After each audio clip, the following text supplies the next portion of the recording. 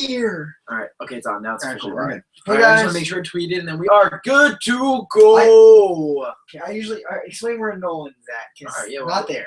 All right. Well, people will wait till somebody gets in here, and then we'll. Well, no, because people are watching the reach. True. People watch this afterwards. I'm just gonna make sure to tweet it real quick, and then we are good to solidify our presence in the podcasting world. I just started a live stream. Okay, cool. All right, you can retweet mine. Just go. So what's up, guys? Usually it's me, Nick, and Nolan with the Not Another Serious podcast. We don't even have it up here today because Nolan's not even here. So we're just ruining everything. But Nolan's not here because he's in Baltimore with his family. So we want to wish them a safe yet possibly deadly trip home. If they die, we'll be sure to let you guys know first, maybe second. At the end of the podcast. If we find out before his parents, they're gonna find out first. Then Nolan's gonna find out. All right. We're doing. You're tweeting it. My message, my login verification is not coming in. Wow, Nick. So I can't. So you want to just start it and then I'll tweet like 10 minutes in? It's completely up to you. You can do it on your. Oh, it's not coming in yet. Just all right. Yeah, let's just start it off and then let's go from there. Because I think there's a whopping 9 people in here. So what's up, guys? Hey, 9 people. What's going on, guys? People are coming back. People are coming back. All right, 265. Tuesday. Oh, you got it. Are you Yeah, about to give I got your notification No, code it doesn't out to matter. everyone? Only people To care. the world. All right, guys. So we're gonna recap tonight's episode of Big Brother, and as we like to call it, Big Motherfucking Boring, because Big Brother is getting so predictable. Me and Nick want to throw our shoe at the screen. I'm sure the 9 people in here will also want to throw their shoe at the screen. I don't blame you. That's exactly how I feel right now. But we're gonna still recap it. We're gonna talk about it. We're gonna talk trash about every single person on the show. So, Nick, let's start off with a recap of the show and how we got started. You want to pull out your notes? Yes, And, I would love to do we that. Hold on could 1 second. begin. Actually, okay, hold on. I mean, just get what? Oh, I was gonna tweet. Should I tweet? Oh wait. Okay, so we're gonna start with a recap of the episode. Then we're gonna go and talk. All right, yeah, start the recap. All right, so let's start with a recap of tonight's episode, which was episode 26. We started with an HOH comp, which was called Tales from the Crypt, which was punny and cringy at the same time, where they had to unscramble clues about the past house guests who have left the game. In round 1, Raven and Mark went head-to-head. Mark gets taken out. The entire episode is down the drain immediately. And something bothered me here. Mark handled it super well, which, like, it shows he's a nice guy, but then it's like you're too nice, Mark. Yes. You're way too freaking nice for this game. Like, there's so many ways he could have handled it. He could have, been a good sport without being super over the top nice. How do you feel about Mark's over the top niceness? I love Mark. You know I love Mark. Everyone who's watched the podcast knows I'm a huge Mark fan. I definitely stand him, if you will. But the thing about Mark is that he's too nice for Big Brother. Sometimes for the viewing entertainment and for people in the house, Mark, blow up someone's game. When they're cheering that you got out, say, cheer back at them. Say something about Paul running the show. Do anything to show these people that you're, A, not going down without a fight. Exactly. Or B, that there's something else going on, another bigger target in the house. I feel like Mark's a little too kind for the show. And you know what? He'll be awesome to hang out with after the house. He'll be awesome for people to talk to. Right. It's just, I don't know if he's built for Big Brother. Maybe physically, just not the inside. Doesn't have the inside. He's not built for Big Brother, like, for sure. Listen, built for Big Brother, when I think of built for Big Brother, I think of Dan Giesling. And, like, that's somebody who's built for Big Brother. Mark is maybe built for Candy Crush. And no, I don't want to insult Mark either because he's a good dude. Yeah. But it gets to a point where you want to watch Mark get angry at these people for being terrible to him. And we don't necessarily get that. And that's just, it sucks. For lack of a better word, it sucks. It definitely does suck. And so we move on with the HOH competition. And do you know the order of elimination? I don't care. Yeah, we really don't care about the order of elimination. I just want to go over something that happened in the HOH Cup. We get in and we're here. We're baby form. Oh, we're a little bit. Show that little baby form. Here's baby form us. Sorry, guys. Right. I want to read the comments, so that's why I'm pulling it up on my phone. All right, phone. Adam's looking at baby form us, and we're going to keep going. Okay, so Christmas during this comp says she's here to make big moves, which is laughable and embarrassing. We all cringe at them at the same time. Then we're reminded in one of the questions that Cameron never played in HOH, which is kind of sad. And then Paul and Christmas face off in the final round. Christmas, once again, says that she's here to make big strategic moves, and America collectively laughs. Then Christmas wins HOH, and Paul throws it to her, of course, because Paul has to do everything for everyone. Wait, hold up. She legitimately said, she sat back in the DR very confidently, was like, it is my week. I'm going to make big moves. And we all thought, I know you guys are probably thinking it too, and for some reason I can't see comments on my phone, which is pretty disappointing. No. Did you see if you can figure that out? I can see it on my thing. I know, but I won't read them. Could you see if you can figure it out? So Christmas sits back in her little throne, and then they did the diary room. She sits back, puts her arms up and goes, I'm going to make big moves this week. It's okay, Kristen, are you going to target Paul? Well, no. Okay, you're not making a big move. I couldn't do it. I It's can't do it's no problem. I'm Okay, doing my computer. so Christmas is not going to make a big move. If anyone thinks she's going to make a move, you're horribly mistaken. And the only way for something to change is if Mark wins the veto, which we're not going to spoil right now. But we'll definitely let people know what happened towards the end of the podcast. So, if you're in Christmas's shoes, what do you do? And don't just say she throws up Paul. Realistically, what's her best move? You mean nomination-wise? Yes. Yeah. Oh boy, nomination-wise, her best. Oh god, listen, I for her nomination-wise is to backdoor Mark. That's her best move, right? Because nobody's coming after Christmas right now, so why make waves? However, for the viewing public who hates this crap, anything but. Anything but a backdoor Mark. Put Mark on the block. Let him play in veto. Take Jason out. Take Alex out. Yeah. Take Kevin out. Take someone out that's not Mark. Yep. However, for Christmas's game, take Mark out. Nope. I agree. It sucks, but how is getting Mark out a resume builder? If she wants to make it from point A to point B till the end of the game, get Mark out. But if she wants to win, if she takes Alex out now, hypothetically, what does that do for her game? One, everyone's like, wow, she took out someone from her side. Two, I say she's a big competitor. No. She pisses everyone. Okay, you realize this house is a mob mentality. You do something that's not under Paul's regime, you are going to get shunned. So if she takes Alex out, Paul's pissed because that's not the plan. Josh is pissed because that's not the plan. Jason's infuriated, and Jason can win an HOH next week, as we've seen Jason win numerous cups. So why do you think that that's even remotely a good move? I think it's a good move because not only Alex, but making a big move that's not her, Paul, or Josh, because her allegiance is Paul and Josh, right? At the end of the day, those are the three. Even if she took Kevin out, someone from their side, wouldn't the jury has Cody? Eventually, it's going to be Mark, who's that? And also, he garners favor with the jury because they're like, wow, she did something different than going after Mark. Wouldn't you respect someone if you're in the jury and they go and she does something that's against what everyone's expecting her to do? Yeah, against the grain. If she can somehow wiggle her way out from the backlash that's not going to wiggle, roll, scooter her way out from the backlash that's going to ensue, then yeah, make a move. But it's not going to benefit her right now for the next 2, 3, 4 weeks. I could see them saying Christmas went against the plan, like Mark went with Cody when he got back into the house. Let's take Christmas out. I think that would be a very bad move for her game. For us as Big Brother super fans, I would die to see it. But it ain't going to happen, my boy. I wouldn't die to see it. I wouldn't die either. That was exaggeration. Yeah, you die no much bigger. Are you on tweet it? Yeah, well, I usually do like 10, 15 minutes. Oh, wow. Nick's playing by his rules, I see. I'm playing by Paul's rules, Adam. Paul told me when to tweet it. That's what I'm going to tweet. Paul's like, Nick, tweet it now. You're like, oh, yes, daddy. And okay, so I think it's best for Christmas. Of course, if she wants to make the end, it's probably best to take out Mark and just go with the plan. But if she wants to build a case for her to win, I think it's best to take out anyone besides her core alliance, which is Josh and Paul, who are the two people she could trust. Okay, so let's move on. Okay, so something that happened after the HOH comp was that Alex started putting a target on Kevin's back even more than it was there. So I think Alex went up to who'd she go up to? Jason, and she said Kevin's a cop. Kevin is in law enforcement. He and Derek had this weird connection. They are friends. Terrible. Awful. It made Alex way more cringy than she already was, and it made no sense.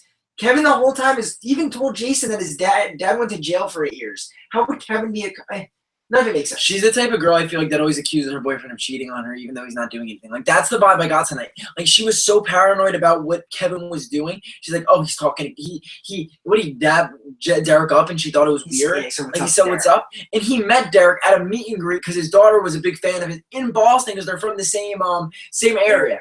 So Alex to get this paranoid, I hope to God it's showing the house, wow, Alex is really paranoid. I think Josh picked up on it a little bit, right? Yeah. How paranoid Alex was, which, you know what? Kudos to Josh for doing something other than calling someone a meatball or picking up the pots of man's. Wait, did Josh? You talked about Jason, not Alex. But I thought down the road they were talking about that. I'm talking about on the feeds, and there was no talk of Alex as being a little sketchy. Not that I'm aware. Jesus. But hopefully we pray to God it happened. Okay. Well, even if Josh did, somebody's going to say, wow, Alex is way too paranoid. If she's being that paranoid about Kevin, who legitimately has no idea what's going on around him, maybe she'll be that paranoid about me. That's what I think. I hope that they see that. However, if they don't think that Alex is that paranoid, I hope just the fact that she's a comp beast will get her taken out of this game. But I just don't like the fact that she had this weird little meeting in the storage room, and then Kevin came in. He goes, Alex, what are you doing? Like, what's going on? He was straight over there because Kevin's not afraid of anyone. He just doesn't understand the game as well as the other people do. Okay, I'm gonna explain these other way. Oh, sorry. No, that's okay. No, that's fine. Okay. So then Jason told Kevin that his name's being brought up by Alex. Kevin starts freaking out, which makes him kind of seem more guilty to Jason. Yeah. Then Alex gets angry at Jason for telling Kevin because Jason went back to Alex in the storage room and told him that Kevin now knows about Alex's suspicion. I know. Tongue twister. Very confusing. And then Alex gets directly angry at Kevin, but she blames it on him saying something about asking what her eating schedule was. Like, I don't get that. Alex and Christmas, this is what bothers me so much about the both of them. They get angry at what every single person does, every little thing. Big Brother's a game where I don't know who exactly instituted this standard. It might have been Dan or Derek. I know it was one of them. They said when the little things, you can't sweat them in the Big Brother house. You're going to get, by the end of it, you're spending the summer with these people. You're going to be so annoyed at every little thing every person does. Right. If you want to win this game and garner jury votes, you got to shut your mouth. Let people do stupid shit. Let them take your stuff. Let them take your pillows. Let them ask about your eating schedule. Let them annoy the crap out of you. Just make sure you have their vote. Absolutely. And this is what Alex and Christmas, in my opinion, Alex is worse. But they both suck as Big Brother social players in building a game for the end. And I'm not sure how Paul's doing with this. I don't think he's as bad as them, but he's still not fantastic when it comes to building this social game. Right, yeah. So after Alex and Kevin have this little mini blow up, Jason tells Christmas that Josh tells Christmas that Cody might have been right about the Jason and Alex conspiring against Paul thing. So Cody's little bomb he left at the end of his Big Brother 19 reign actually pays off because Josh says, wait a minute, Jason's a little sketchy. Finally, some type of Big Brother God's answering our prayers, and they're starting to turn on each other ever so slightly. Now, if you're Josh right there, and you picked up on that little nugget that Jason threw in his HOH Nom speech, do you take it seriously? Yes. Why? Because he was nervous as hell. He was very nervous. I understand that. But you're in the Big Brother house. You don't have instant replay. You know when someone says something to you and then it magnifies in your brain? Right now it's replaying in Josh's head. And I feel like it's getting bigger and bolder than it actually was. So Josh is thinking about it. Wait, did he say, what was the exact quote, by the way? Oh God, let me see if I have it. Yeah, if you have it written down, I want to read it exactly. I was on the fence. Oh, yeah, I was on the fence. Yes. And Mark and Cody or something. Like, yeah. I was on the fence, and he mentioned Mark and Cody. If you're willing to, which was so weird because Jason wasn't on the fence. Whistlenut was very solid in the alliance. Right. I think he mentioned that to Mark to kind of appease him a little bit, and because he felt so bad. But that little sentence, I was on the fence, will 100% get Jason evicted from this game because Josh now is thinking about it. I don't hate Jason by any means, but Josh is thinking about it, and he's like, wait, did he say like he was on the fence? Then it's magnified even more. Well, he said it like with force behind it. Yeah. He was confident he was on the fence, and then you start replaying it over and over in your brain. But was he on the fence? Like that's the he wasn't. I don't recall one moment last week, the week before that, whenever that Jason was actually on the fence. So for him to say that was not only like kind of not true, but the biggest misstep he could have made, and now it's going to affect him long term. He's going to be in the jury very soon if they go through on this plan next week. There is zero chance that Jason will make the end of this game because of that. Honestly, he's screwed. He's going to be screwed because of what he said. He's not, but he's already a comp piece. I don't think they were planning on taking him to the final third. Is he a comp piece, or are we throwing that out? He's an athletic guy. Okay. Yeah, but athletic guy. Okay, was Howard from BB15 athletic guy? Howard from BB15 was a beef cake. Yeah, no, Howard was a stud, but he sucked in comps. So it takes like Ian Terry was a comp beast, and he was the most meek, slender guy to ever play. Well, not the most, but he was. Second met Steve Moses. Very true, but he was a comp beast. Yeah. Ian won so many competitions, right. So I don't think we could give him that title just yet. But he has won a few competitions. My chat working. Yeah, sorry, guys. It's okay. Just refresh. So we won a few he's won a few competitions, but that solidifies the fact that he will be in the jury house voting for someone to win on finale night. 26 people were watching. Thank you guys so much for it. Yeah, thank you. All right, I think I'm one of them. Like it still counts. Oh, 25 then. No, all right. And you're one of them too. 24 then. All right. Moving on down. All right. Yes. Okay. Then we get that really corny Josh and Christmas scene where it's like, oh, we're nice people and friends, and we loved each other since the beginning of this game and built up a lot of trust. And knowing that Josh and Christmas have done a lot of shitty things in this game, it does nothing for me. I get what they were trying to do. I get it. It doesn't have the effect they wanted to. They want people to be like, oh, that's so cute. But knowing that these aren't the best people morally in this game, and listen, morals dropped at the door, I get it, but they've been very mean to certain people in his house. Yeah. So I can't sit and watch this cute little scene and be like, oh, I forgive them for all the crappy things they've done. Like, what did you think it is? Like, here's the thing. I was talking to my mom about this yesterday with Josh and Christmas comparing them. Christmas is 35, Josh is 23. Right. It does not excuse either of them for being shitty to people in this game. Christmas has attacked people time and time again. Josh has attacked people time and time again. They've both been personal. However, I like to think Josh is 23. Yeah. I know just from 23 to 24, I've changed so much as a person. Mm-hmm. So he's still growing up. And I'm not giving him an out here. He's still a piece of shit at times. Right. But he's still growing up. Christmas is a 35-year-old grown-ass woman who's been through life, who's been engaged, who's had multiple careers, who is a public speaker and a role model. And the way she acts is inexcusable, in my opinion. How she treats Mark, how she treats other people is so beyond rude. And I can't give her any type of pass. So this scene does nothing for me. I don't care if Big Brother's the hardest game in the world and they're crying. You treated people like crap, no respect from me. And I don't know, my respect means absolutely nothing. But to me, I don't give them any type of respect. That scene meant shit to me. Oh, wow. Okay. All right. Enough said. I don't got much more to add to that. Cool. All right. Okay. Christmas discuss. Okay. Then Christmas discusses that her plan is Jason and Matt on the block with Mark as the back door. And once again, I want to go replay that little scene where she said, I'm here to make big moves. It bothers me because, like, you hear that phrase tossed around every which way in Big Brother. Oh, I'm going to make big moves here, this, and that. Big moves, big moves. But when they actually get to the point where they could make a big move, I'm not saying it's the best for a game, but if you're going to throw that around, follow through. Make a big move. Take Jason out this week. Take Alex out this week. Like I said before, it's not the best for your game. Yeah. But follow through on your statements because it pisses viewers off when you say you're going to do something and then rescind back on it 5 minutes later. Mark might be a strong physical player, but getting him out is by no means a big move. If you're in an alliance of 8 and you're taking out the person that's bottom of the totem pole, right, you are not making a big move. I hope to God that when they do the backyard interviews and whoever interviews them, if Rob Cesternino interviews them, I hope to God he grills them. And I know it's a lot easier said than done. But I hope he says, look, like you said you want to make big moves. Like why didn't you? Why did you stick with Paul? Why did you go to the end with Josh and you both lost and we gave it to Matt? It's never gonna happen. I don't know. But what I'm saying is I just want these people to realize, you know what? Outside of the game, I can't judge you, but inside of the game, you really didn't come to play like you said you did. Big Brother's a harder game than we know because we've never played. But look, you're gonna talk a big game, back it up. Absolutely. Okay, so then we get introduced to the Tree of Temptation, another temptation-related twist. I mean, I'm happy to see it because I want Mark to stay, but in reality, when you see the powers and the punishments on this little tree, you realize, okay, it's going to be very hard for Mark to pick the right one. Mm-hmm. So, if this isn't going to blatantly save Mark, I don't want it. Okay, so let me explain. If they're not rigging it for Mark, I don't need it. We want Mark Riggich. Okay, but at the end of the day, I don't want Riggich. We don't want Riggich. However, if Alison Grobner were to take a bone and throw it to Mark, we would have looked the other way. She loved Frank. She loved Frankie Grande. She has her like faves. Who else was her favorite last season? Paul Victor. Paul. She loves Paul. Mark is the best human being out of all of them. Good person. He's a good person.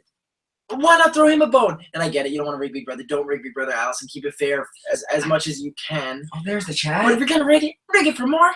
We love him. Okay, I guess it doesn't. Okay, by the way, can I tell the chat that we're going to be responding to yes. as soon as this is over, we'll respond to as many questions as we can. So I'm talking to the mic because we're recording. Keep commenting because we're gonna get to all of them, or as many as possible. We're gonna get to y'all, fam. We're gonna get to y'all, fam. All right, so then okay. Well, I'm going to talk about the rules of this tier tree of temptation because we kind of talked about it, but we didn't get really into it. So there's three punishments and 3 powers. No, there's 2 punishments. I think no. I don't. There's a bunch of punishments and powers. Yeah. You get to pick an apple. Each corresponds to a certain power or punishment. They're random. Mark claims an apple, and it ends up being the one he probably needs least in the power section. That is the Save a Friend Apple. Mhm. Ugh. Yeah. And what that means is you can save someone from eviction. And he said it best. He goes, "I have no friends in this house, so this power doesn't mean much. But hopefully, I can use it as leverage." Which I think he does a solid job at. We do see. Oh no, is this after? No, but is there any more competitions in this? No. So we do see him eventually go to the HOH room Yeah. to talk with Josh and Christmas, right? Are we almost there? Yes. Or We have to get to the Matt Pawn part first because that's what happened before okay, this. Okay. So Christmas calls Matt and Raven up to the HOH and she says, "I need one of you to be a pawn." Matt says, "No, Raven, it can't be you. It's me because everyone in this game is gonna have a chance of being a pawn, and I'm gonna do over the third week in a row." He's What? the most useless player, and he seems like a nice dude. But he's such a useless. Could you mute that, Nick? He is such a useless Big Brother player. Saying I'll go up as a pawn every single week. Saying I'm playing for the team does nothing, Matt. When do you want to make a move? Matt has not even mentioned making a move. Like, at least Christmas says I'm gonna make a big move and lies about it. Matt's like, I don't even need to lie because everyone knows I'm just gonna sit here, laugh, and eat my cereal, which is ridiculous. And I'm not happy with it. This whole Matt situation. I think casting could do a better job. Here's the thing, though. Why did casting cast Matt? Is because he's good looking. Yeah, I guess he's the token good-looking guy, and he appeals to an older audience as well because he has he's a silver fox. He's a silver fox. Yeah. All right, so let me guess. continue with this. After Matt and Raven leave, Jason and Alex go up there, and Jason, I think, agrees to go on the block. It's pretty simple. Alex says it's a good thing Jason's going up. Christmas is excited because Jason's a potential second option if Mark wins the veto.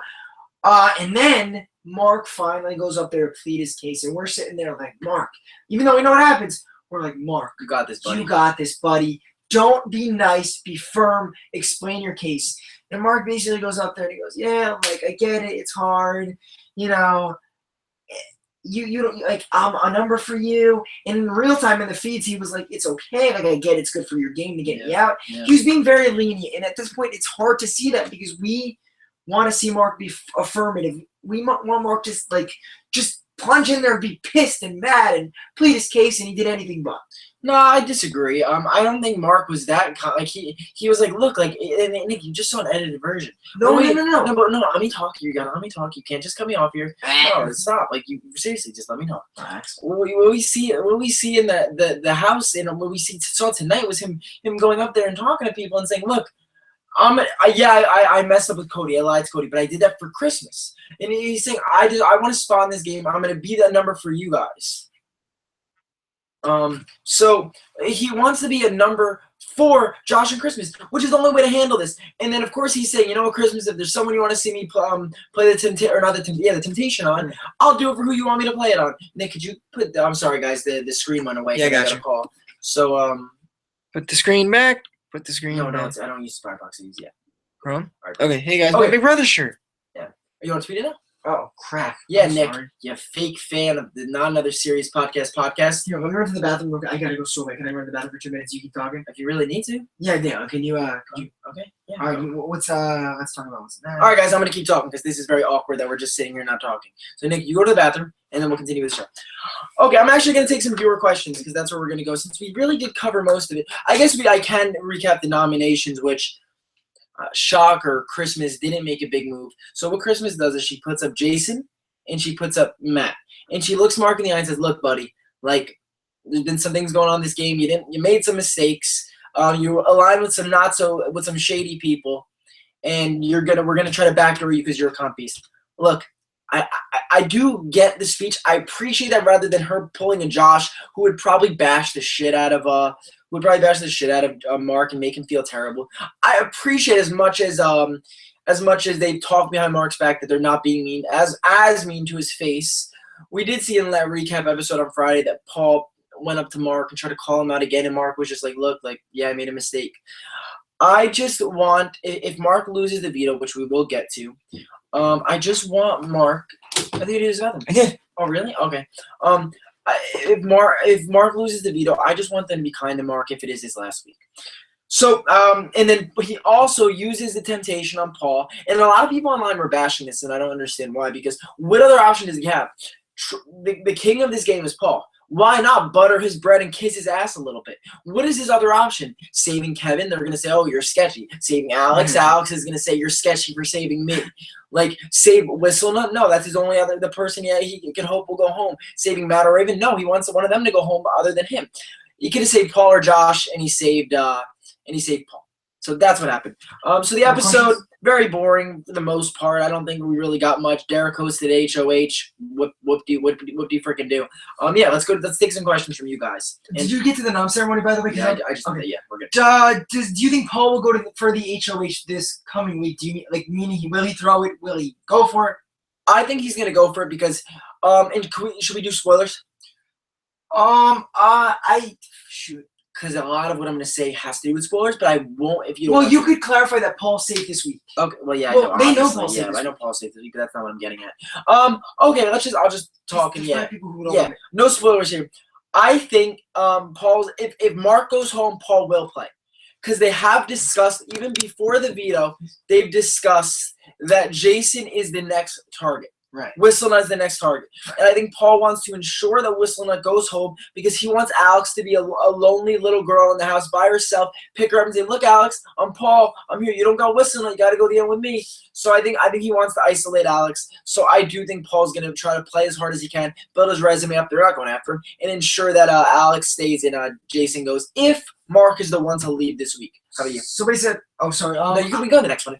Yeah, I think you answered that pretty effectively. Right. What do you think about Raven knowing Paul before the show? And what a lot of people don't know is that Raven went to Paul's concert, right? His little, his Stranger Faces show. I don't know the name. I just know Dead Skull. Dead Skull show, whatever the hell you call it. Raven went to that show. She met him. She took a picture with him. He commented on her Instagram. Elvidvik followed her on Instagram. So there was somewhat of a connection prior to the show.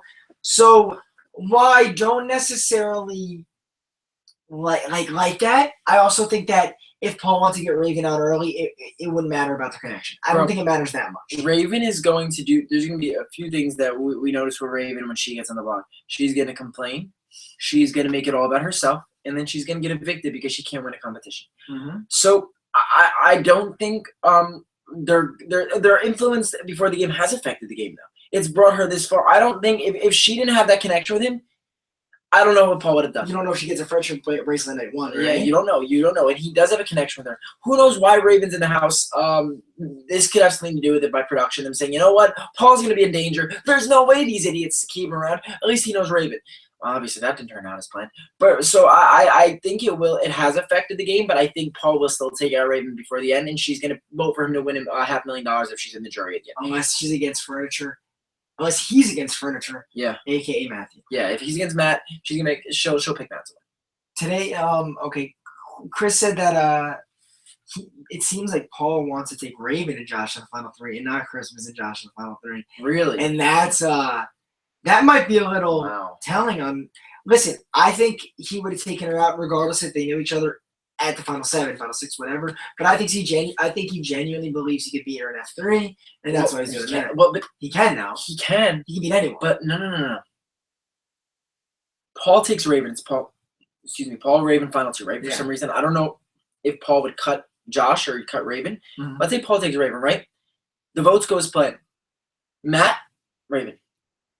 Cody will vote. He'll give Raven the $500,000 because of her sickness. I guarantee. No, he won't. I don't think. I think he said he wouldn't specifically.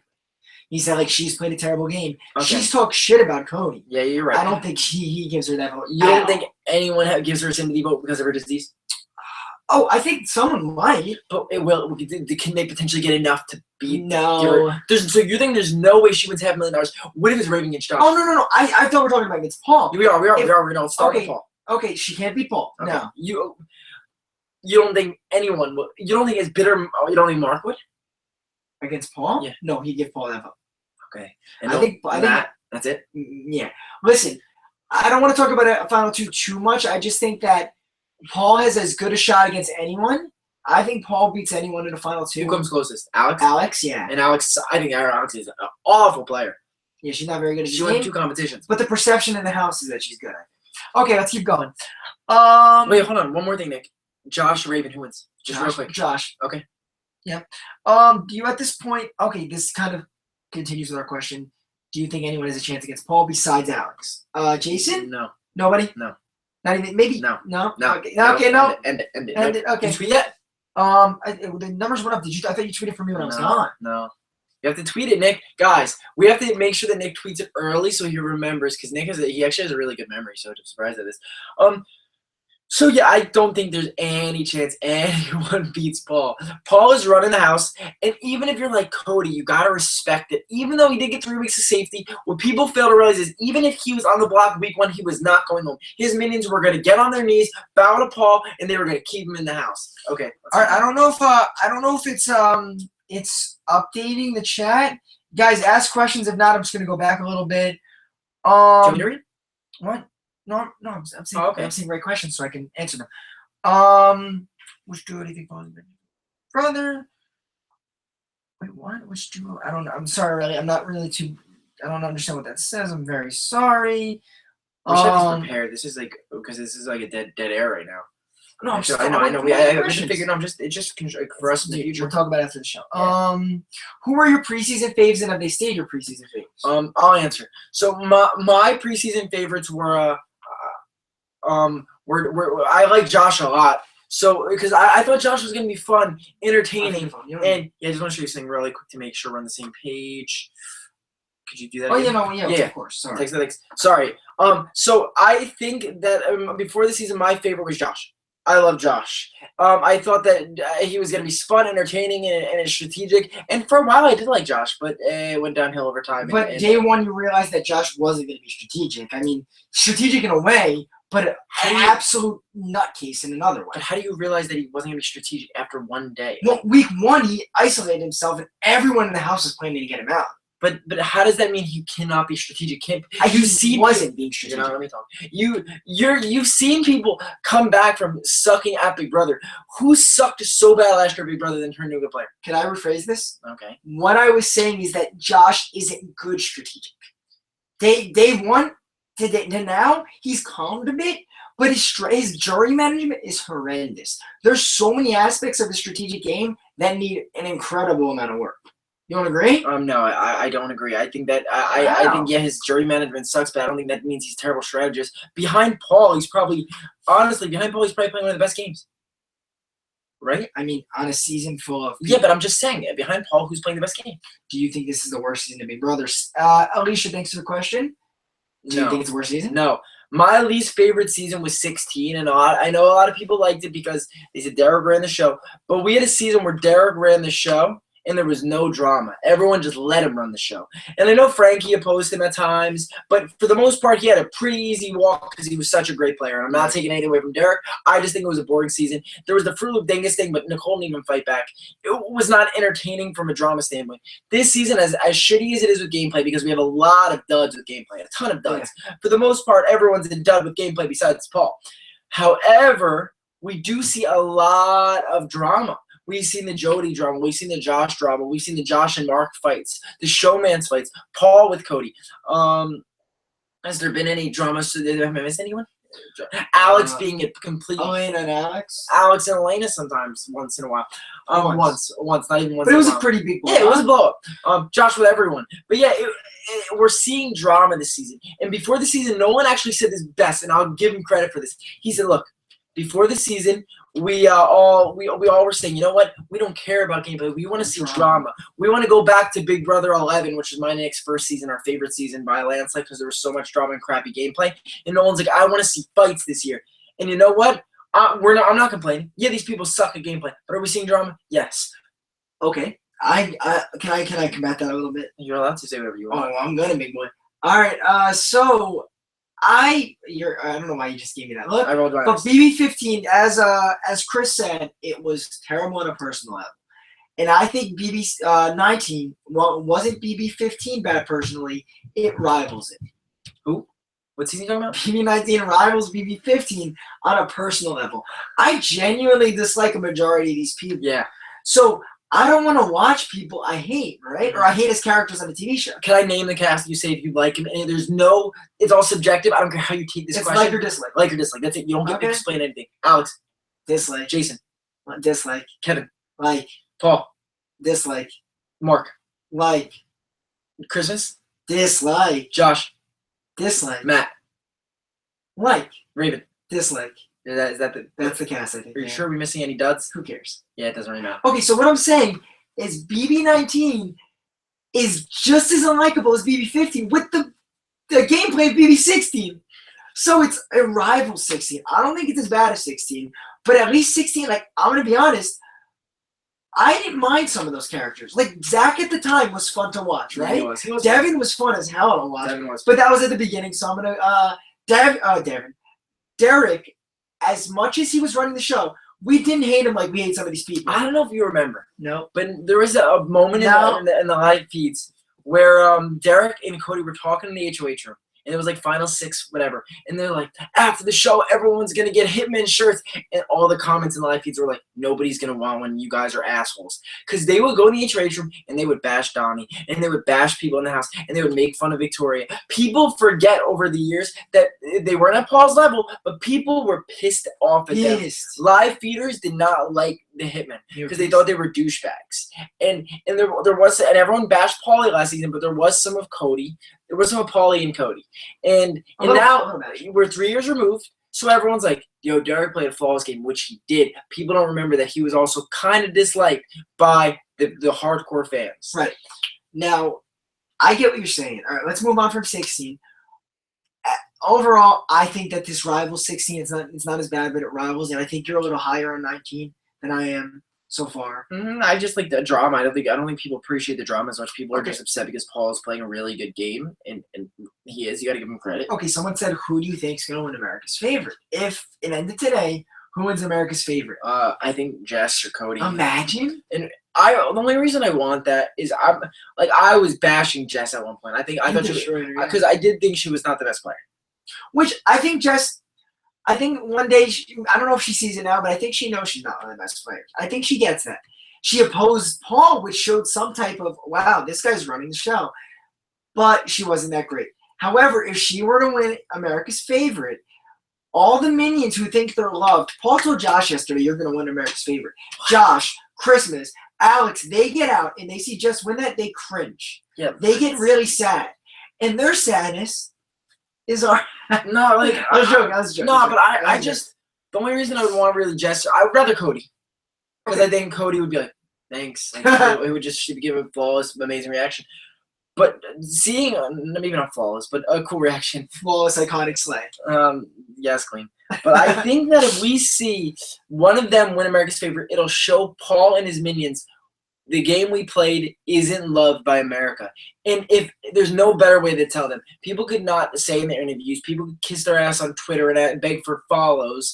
But if they realize that the majority of America didn't respect or appreciate their game, I think they'll say, wow, you know what? Like, we didn't play the game that we thought we were playing. We weren't loved like we thought. Maybe that's me being petty as Alex would and I'll wear the hat. No, but I don't think it's you being petty. I think it's you wanting justice for people who don't suck. Like mean people. Christmas has shown shades of a very mean person. Alex has shown glimpses of an incredibly mean person. So you just want to see these characters on a TV show who are acting as mean people get put in their place a bit. And I get that from a viewer standpoint. That's normal. That's natural, right? Okay, can we do a little thing where we just read people's comments? And but let's answer some. I'll read some comments and we'll give our reactions to it. Is that okay or not? Yeah, but I want to answer questions. Yeah, we'll get the questions. Okay. We're gonna do like a quick round. We're gonna answer these questions as quick as possible. Okay. Who's the bigger floater, Matt or Raven? Okay, I don't know about floater, but like, who's the bigger dud? I want to just give a quick definition of floater so people understand it. It's changed though. I was thinking this the other day. The definition of floater has kind of changed. The fans have kind of changed it, right? To me, a floater is someone who floats where the power is. Do Matt and Raven do that? Yes, they do. Yeah. They don't float from side to side. They float to whoever's in power. They stick by their side. Like if Mark won, I think they would float to him. I think you can qualify them as that qualifies them as floater. Okay, let's apply the current definition of floater where you kind of just sit there and do nothing. Who's a bigger that? No matter Raven. Matt's a worse player than Raven because Raven is at least using sympathy but she's also making things about herself.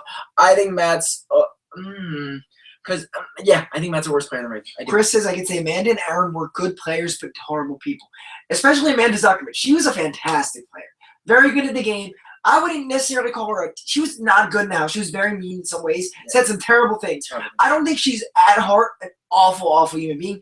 Aaron, I think, was an awful human being. I hope she changed. I don't know. No, she definitely did. You know, she's friends with Andy now. She has her own channel, which she's really successful on YouTube. People can see right through BS. I think she. Hopefully she she was a should. 22-year-old kid Idiot. though. She was a 22-year-old kid. She made mistakes. She said some terrible, stupid Ignorant. things. Very ignorant. But I really think, and I just think she's tweeted that she's grown up. I hope she has. But I know you keep saying I hope, like, give someone the benefit of the doubt. I don't know her. I can't. Then why are you going one way negative if you can't? I'm saying I'm judging her based on who she was in the house now. Yeah, but you're saying like I don't know her. I can't. I know her as a character in a TV show, dude. That's Agree and disagree.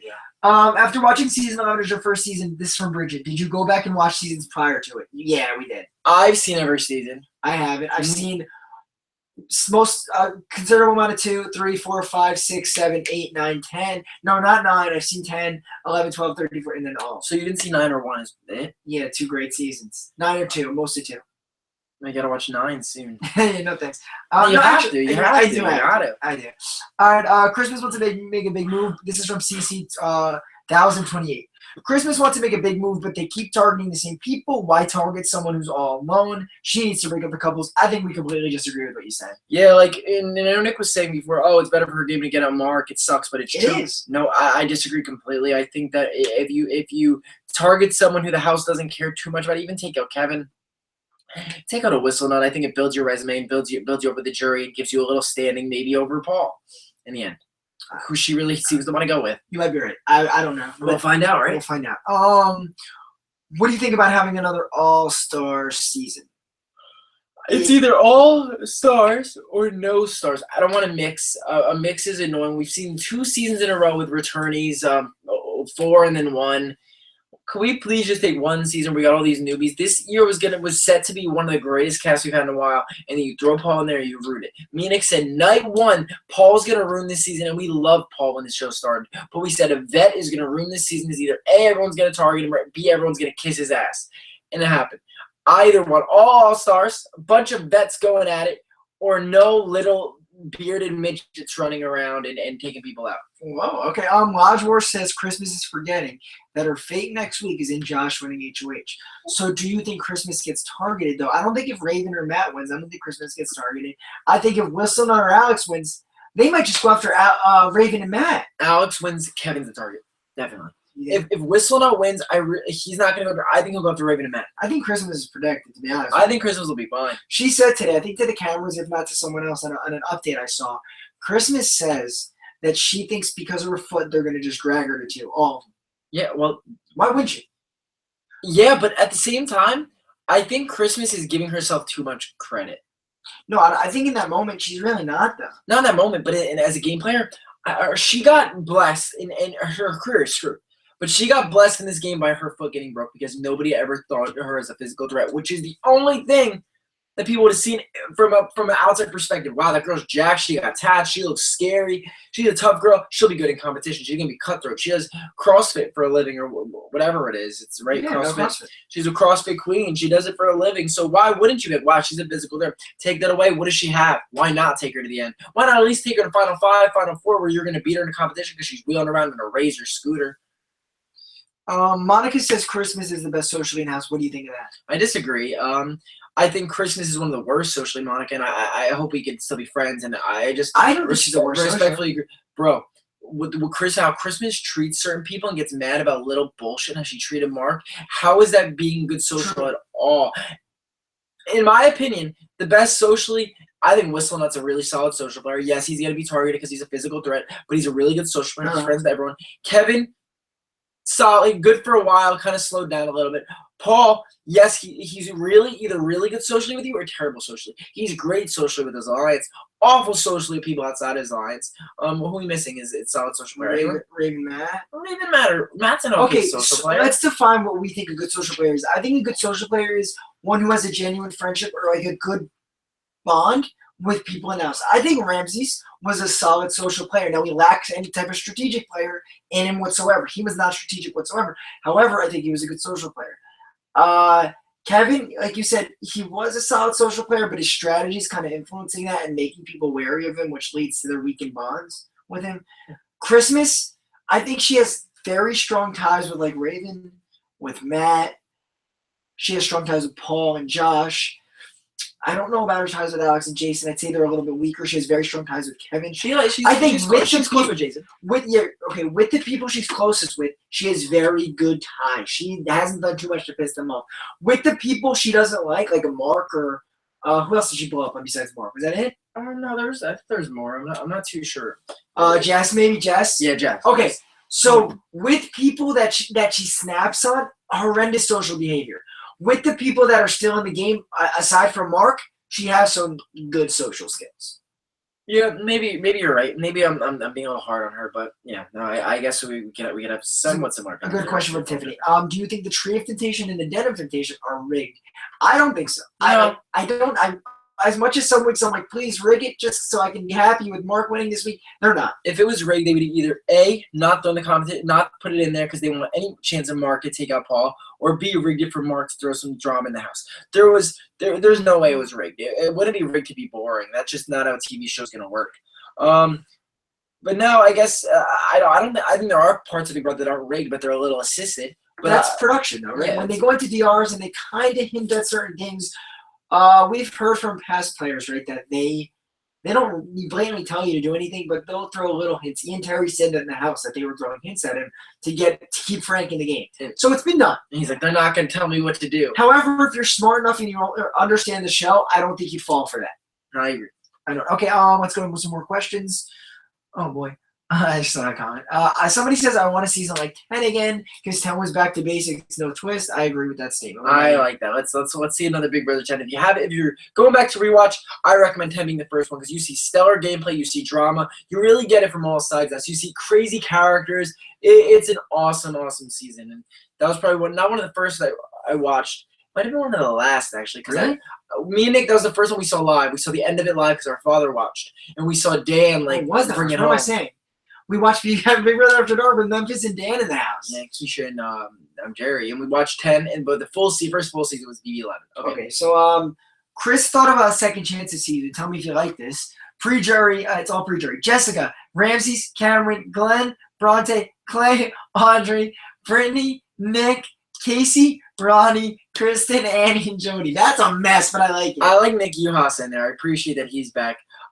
I think that it makes sense that you did a lot of recent players. That's how CBS works. It's still 14. Oh, no, it's still 11 and up. Oh, that's cool. It's like an All-Stars too, with not All-Stars, and we've used a lot of the All-Stars already. You've seen all the real newer All-Stars get used in 11 and 14, and I mean not 11, 13 and 14, and I get Frank was in as 18. So yeah, I'm down for a second chance season. The cool thing about Survivor, though, why they did it there is because they have 2 a year. They could kind of, even if the season sucks, they could throw it away. They still got another one coming up. Big Brother is once a year, so if you mess that up, you're pretty screwed. I want to quickly say thanks, guys, for there's a lot of the same people in the chat as there have been. Thank you for being loyal and coming back. On Wednesday, that other tall kid over there will be back. His name is Nolan, spelled with an N. How many confirmed former Big Brother players do we have for the podcast? 3 and one most likely. One we're probably gonna get in. One. BT season. Let's just give it a hint. So we have one person from BB 14 that's confirmed. 113. 113, and then 19, and one is a winner. One's a winner. It's not Ian Terry. No, that's not. I just gave it away. No, but you'll see it. Even if you don't like, even if you're not entirely like not a Big Brother super fan, never watched those seasons, we're really gonna get personal. We're gonna talk to them about ins and outs of the show, whatever they can talk about. They're not under contract anymore. We really want to find out about production. We want to find out about their stay in the house, how it affected them after the house. Hope you guys are pumped for that. People are watching. Yeah, it's awesome. Thanks, guys. Not another serious podcast. We're making moves, and we got our YouTube friends coming in this week too. Yeah. Okay. So Ann Cement says hi. Who? Ann Cement. Oh, hello. What's your opinion of first night eviction? Bridget's coming in clutch with some good questions. Not you, Bridget, at the first night eviction. Don't. And Monica said, this is so different from you, but I enjoy it because I love Big Brother. Thanks, Monica. Awesome, Monica. Thank you. First night evictions, I think, are terrible. Somebody goes through a grueling casting process of months trying to get on the show, going to LA, being sequestered and getting so antsy, and then you get evicted night one. You don't even get to play the game. That sucks. It's bullshit. I think we should do away with them. To me, it makes nobody feel good. It's not enticing. I don't know. I don't think Big Brother should do that anymore. Somebody said how much convincing KP, I don't even the name, KRP29 Prince said, how much convincing did it take for their house guest? And I think we just said, hey, we built up an audience on YouTube, and we're starting a Big Brother podcast. If Yeah. you want to come on? And a lot of them are just like, okay. Yeah, we Cool. probably half of them probably reply because I do have I added in the past. There was a few people I messaged in 2009 that I re-messaged now and said, look, like hey man, like I'm sorry to bother you. We're doing this podcast. We've been on YouTube for a while. We're trying to start up a Big Brother and other topic podcasts. So we did. They were pretty cool with it. Like a lot of them probably haven't. Like the older ones haven't talked about Big Brother. Like the guy from BB9. We're not gonna mention names yet. I can't imagine the last time is talked about Big Brother. So it would be cool to get their takes on it. The person, the other two probably talk about it a little more. I like some of these people because they have like some really deep histories like that. Like it's some crazy stuff. Yeah, I'm really excited to get okay. So we've talked about this before, but like we grew up and our dad always had Howard Stern on, and he would get his guests to talk about really crazy stuff, crazy stories, and he'd really get unfiltered with him, and that's our goal here. We don't want to be a podcast who I've seen some YouTube podcasts before, and like I feel like Shane Dawson's very good at what he does. Yeah, of course. But there's a lot of people out there who do podcasts, and I've never really listened to any besides Rob as a podcast with Big Brother, they're the kings. Like you got to respect Rob. But we want to kind of talk to these contestants and these people, these house guests, and really learn about the person and not the TV character. Absolutely. So that's our goal here.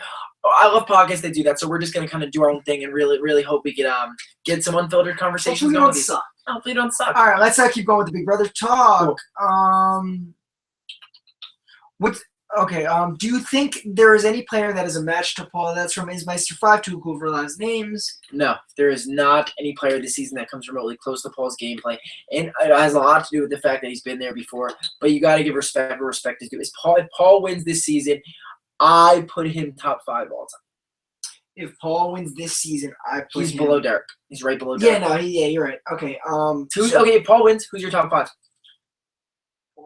Will, Dan. Will, Dan. I'm sorry. No, I'm just saying. Oh no, top I five. want your order. Dan, Will, Derek.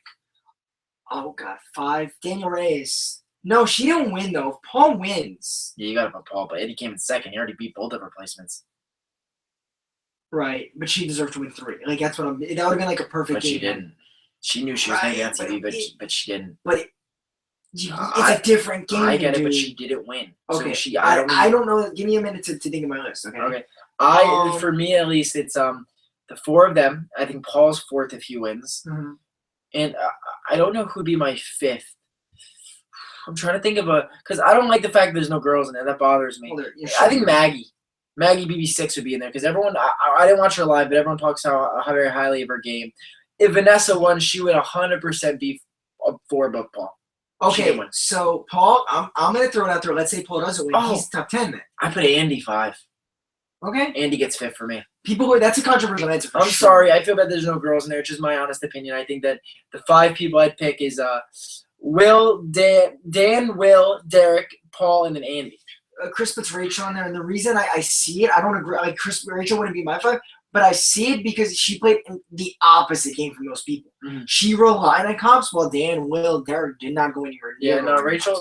It was different. I like Rachel as a character. I don't think she's one of the best winners. All right, how long have we been on, by the way? Do you know? No, I have no me idea. It's check. 11:11. I want to make sure. Oh wow, we've been on for 52 minutes. Want to stay for an hour? I want to get off. Oh, your first one did tweet. It looks like no, it just says. No, I tweet both. Because the first one that I started a live stream. Yeah, I mean, I'm down to stay for an hour. We can, it's whatever. Yeah, we'll stay for 8 minutes. 8 Then minutes, we're peacing out, my friends. Okay, what's your favorite alliance of all time? Who's your dream alliance? Any seasonal players? That's so cool. I like that question. Favorite alliance of all What's the time? third question? Dream alliance and favorite alliance. If you could pick anyone to be in a dream alliance, who would it be? First, I want to say favorite alliance. I want to go with that. I really like the Brigade because that was our second season we watched, and we just thought it was so cool how these guys started this alliance, controlled the majority of the house, and like had a name, and we're just keeping it under wraps the whole season. They didn't turn on each other. That was pretty cool. It was a very similar season with because there was like this where a group of guys just ran the house, but there was some drama, and they were likable on the feeds. Honorable mention I'm going to give to the BB13 regulators. Now, Rest in peace. a lot of people don't know the regulators because they were out first 4, but it was fun to think about like what they could have been. Maybe not first 4, maybe the second 4. maybe somewhere between the first and second four. Mm. They could have been mediocre, but Chill- they weren't. Chilltown. You got to give it a Boogie and Oh, absolutely. no. Well, Chilltown, of course. Chilltown Yeah, with of course. Erica? And Janelle. No, Chilltown is probably best alliance of all time. Mike Boogie and Dr. Will together are a lethal combination. Now I'm gonna go B3. You know who I'm going? Danielle and Jason. Danielle Reyes and Jason Guy. If you have not watched Big Brother 3, I want you to Watch go back Big and Brother watch it 3. and see that they were a dynamic duo and they finished in. Not telling you, because you. didn't Chris watch agrees it. with that. It's one more weird question. You mentioned this today, so I'm bringing it up. Aurelia has a really good one. Do you think that Paul could be the next Vanessa? And if he's evicted third place, Yeah. that could easily happen. Yeah. Because I think if Christmas and Josh bring him to F3, I think that they take him out. Yeah, they're gonna try to. I think he's gone. They'd be dumb as crap not to. But I think he's going to win out, so it doesn't matter. You think he'd win there? But then again, that final Yeah. competition is a crapshoot. Yeah, But then again, leave and- it up to Josh to fuck that up. Paul, I vote to you, me, Paul. You're out of here. Deuces. Boo boo. See you, boo Kitty boo. boo boo. If she says kitty boo boo in the finale, I'm gonna turn off my TV, burn it, and never watch Big Brother again. So a Dream Alliance. I would just like to see Showtime play in real time. I've only seen him online. Dream Alliance. I want to see Dan and Will come back, and I want to see them partner up for 2 weeks. That's it. They'd be like Sandra and Tony Blancos. Yeah, for like a day. Yeah, Chris says BB3. Yes, Jason and Danielle, old school. Maggie's really cool. Monica says, would you ever consider going on Big Brother? Or are you okay with watching the show? We'd love to, I think, but it's tough to get on. Yeah, I tried out this year for the first time. I sent in a video the last night of that it was out. That you could apply, and I did not get a call back. I applied for 16. You applied for 16, did not get a call back. We're gonna keep trying. I'm gonna keep making my video better and better. I'm gonna try for Survivor as well. And if I got on one of them and I get out first, I'll probably never watch the show again. So there's that risk. Emma P says, what do you think of Jason putting up Matt as a pawn as opposed to backdooring Paul during the double eviction? It was safe gameplay. It was Paul dictated gameplay. And Emma, as beautiful as your scenario sounds, I don't think he would have ever done it. And I think it's a little too early for all these minions to turn on Paul. As much as I want to see it to happen, I don't think it's going to happen anytime soon. I think a good time to turn on someone, especially someone like Paul who can win out, is like 7, 6, or 5. So I hope they can give my vibes in the house, but it doesn't look likely. Chris says he'd love to see Vanessa team up with Dan. That'd be cool. I think they'd both be back. Bro, Vanessa, you have to come down. Bro, Bro. you have to come down, Vanessa. Bro, I don't know what to do. Do you guys like the Temptation this season? There's been worse twists. I like the Jessica because it was fun watching them all be like, and she was like, eviction night. What is it? She didn't say it during the eviction. Yeah, they said it. They said it. Eviction night or halting X Rise, rise. eviction night dies. Eh. Cringe. Do you think that Cameron had a chance? If he had the chance, he could have taken out Paul. I wish, but whatever. Imagine. Paul, I vote to evict you, and it's like, Cameron, I'm the one. How do you watch past seasons? Says Renee. How do you watch? Past seasons? YouTube. You could also go on Project Free TV. It's on CBS All Access. If you have the live feeds, you can go and watch any season you want. But it's definitely on YouTube, and if not, it's on Project Free TV. So it's somewhere out there. I probably watched it with Quirky Dude. He was the OG back in the day. If you know Quirky Dude, you're an OG. I'd like to see you play. Thanks, Bridget. We hope you one day can say that you're seeing us. I think I'd be pretty. Like, I think I would be good, but I'd probably be a train wreck. You'd probably be awful. I'd probably say an offensive joke, and then I would probably get crucified. That's like my worst nightmare. Ismeister said the season has been safe, and I think that's a beautiful way to Yes. describe the season is safe. Safe, man. Safe. It has been safe, and it's been a very safe season. All right. Okay, that's enough. All the questions we have right now. Cool. Do you want to do any closing thoughts? Because we're getting to the end of this. Yeah, I just want to say thank you for watching, whoever watched. Thanks, guys. Genuinely appreciate it. Thanks, guys. Two for all the Big Brother fans that we really want to spice things up here. We wanted to get our feet under ourselves. Is that it? Get our feet under ourselves. Get our feet. Yeah, get our feet going. Get our game going. I think we're doing okay. Yeah, and do the podcast for a few weeks and then bring the guests on because we don't want to just be guest. Like it's like a collab on YouTube. You know, back in the day we didn't want to just oversaturate with collabs. So, guys, what we're going to be doing is we are going to have no one on Wednesday for the POV show, and then the eviction show, and then maybe you'll see our first interview within 2 weeks. Yeah, no. I think within the next week or week or But two. Yeah, I want you guys to know we have some really cool stuff planned. This is exciting. We're having fun with this. We're so happy people enjoy this. Yeah. Clearly, as people are in the chat, Yeah. that's awesome. And if you're a Big Brother fan, and you have this Frankie Grande mindset on YouTubers, which a lot of YouTubers and I'm not saying Frankie's. For the record, we've met Frankie a bunch of times. Super nice guy In person, Never, yeah, never absolutely. have anything to say bad about him on the show. I get why people don't like him. However, I want people to have an open mind. We're gonna do we're gonna interview some of our YouTube friends who have we've known for years, and we really want to get unfiltered with them as well. So if you're a Big Brother fan, I recommend giving it a try and saying, you know what, I'm gonna listen to hear this 25-year-old dude who's had a lot of the people we're interviewing has had a lot of ups and downs on YouTube and have been involved in crazy shit. So we are going to interview some of our YouTube friends. So stay tuned for that as well. We do have in one of these interviews, we're going to tell a story about when we were in a room at a YouTube event, took a photo, a selfie, and somebody sent it to Frankie Grande. Yeah, we could talk about that. But yeah, we have a lot to talk about with our Big Brother, the Big Brother alum, and we have a lot to talk about with our YouTube friends. So also, please let us know who you want us to see interview. Whether it's someone from Big Brother, whoever, we'll do our best to contact them. Tweet them if you want to see them on the show. Let them know our ad names, and we'd love to get in contact. And Frankie's probably not coming on, like just because we don't really know him. But Yeah, we met him. he follows us on Instagram, but that's the closest we're getting. But like you were saying, I want to piggyback on what you said. Like I get why he was unbearable at times in the show. Like the social media mogul shit was kind of like it made you cringe a little. But from our personal experience with the guy, Sweetheart. incredibly nice. Yeah. Okay, we're gonna do it for Survivor, Prince. We got you. We're doing it for Big Brother Survivor. Rinse. Prince or Rinse? It's KRP 29 Rinse. Okay, So I'm gonna say Rinse. So Rinse, yeah, we are gonna do it for Survivor. Our goal in the future is to do it for a bunch of different reality shows, like talking about like strategic reality shows, like for Big Brother and Survivor for at least 1 year. Starting off minimally, and then maybe the challenge we'll do eventually. no one wants to do eventually Game of Thrones. It's gonna listen. This is our little passion project. Hopefully, it could start. It could start being something that you guys enjoy and come to 3 times a week. Let's hope. Let's hope. Thanks, guys. And we'll see you guys. Thanks for watching our newest installment of Not Another Series podcast. This podcast is brought to you by Soap. All right, guys. We will see you on Wednesday. By Minions. By Despicable Me. The Minions. All right, bye, guys. All right, Spicy broadcast. disconnect. Thanks, guys.